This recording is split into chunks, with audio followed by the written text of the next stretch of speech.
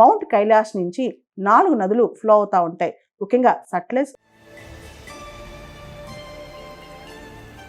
బ్రహ్మపుత్ర, కామలి,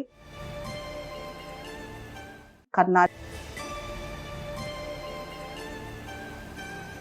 ఈ 4 నదులు అక్కడ ఫ్లో అవుతాయి.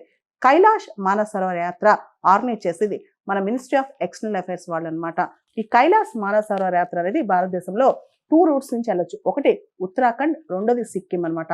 ఉత్తరాఖండ్ నుంచి మొదలెట్టాలంటే లిపు లేక్ ద్వారా వెళ్తారు.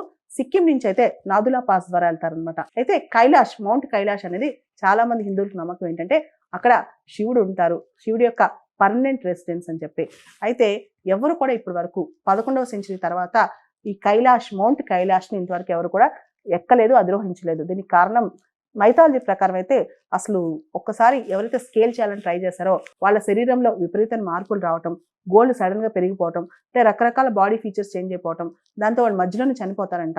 అయితే 11th సెంచరీలో ఒక బుద్ధిస్ట్ మాంక్ మాత్రం దాన్ని అధిరోహించారని చెప్పి బుద్ధిస్ట్ టెక్స్ట్ చెప్తున్నాయి అనమాట.